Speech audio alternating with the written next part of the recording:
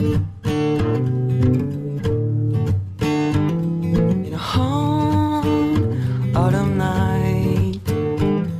suis exploitant agricole sur la commune d'Amanvillers en Moselle avec mes deux frères, sur une exploitation céréalière d'une superficie d'environ 600 hectares. La famille Champignol est installée sur l'exploitation depuis 1881. Nous, les trois frères, avons repris la culture et l'exploitation à partir de 1986 pour mon frère aîné, 1993 pour moi-même et 1998 pour le troisième des frères. Depuis que nous nous sommes installés sur l'exploitation à la suite de mon père, nous pratiquons la culture raisonnée des céréales. Sur notre exploitation, nous avons 2600 m² de panneaux solaires qui produisent environ 350 kW et dans notre cas, nous a permis de rénover l'ensemble de nos toitures qui avaient besoin à ce moment-là.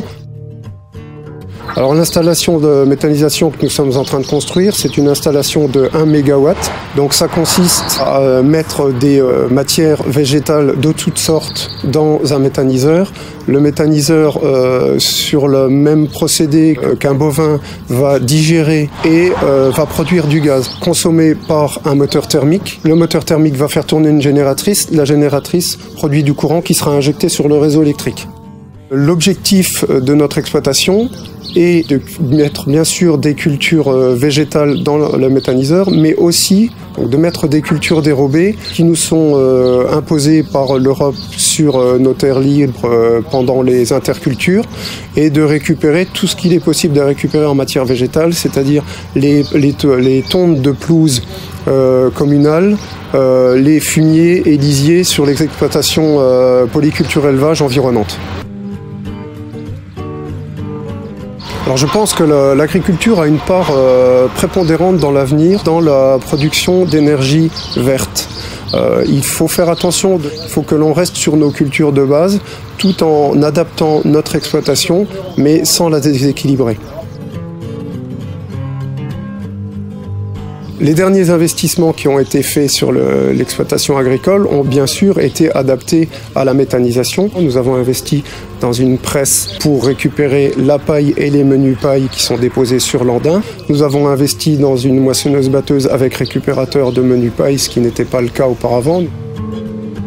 Alors la moissonneuse-batteuse que nous avons achetée récemment est équipée de chenilles. Donc le train de chenilles nous permet, lui, de respecter le sol par rapport à un pneumatique qui va avoir tendance à dégrader le sol et surtout à handicaper la culture de l'année prochaine.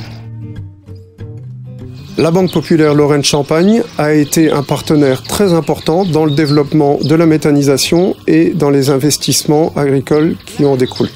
Alors, la méthanisation représente un investissement d'environ 4 millions d'euros avec un retour sur investissement de 6 ans. Donc, en plus de l'intérêt de développement durable, la méthanisation permet de créer un emploi permanent et un second par la suite.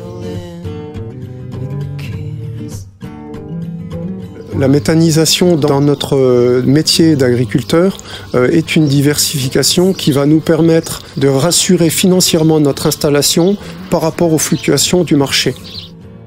C'est-à-dire, pour donner un exemple, un éleveur laitier aujourd'hui, il gagne plus d'argent parce que le prix du lait est trop bas. Si à côté de son élevage laitier, il met une petite usine de méthanisation, peu importe la taille, une petite ou une grande, il va stabiliser son revenu. Il va utiliser ses effluents d'élevage et il va stabiliser son revenu.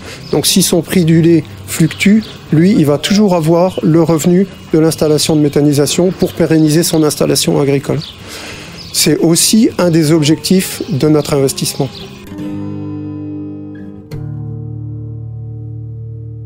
L'agriculture n'est pas obligée de se diriger vers ça, mais c'est une des solutions pour l'agriculture dans l'avenir.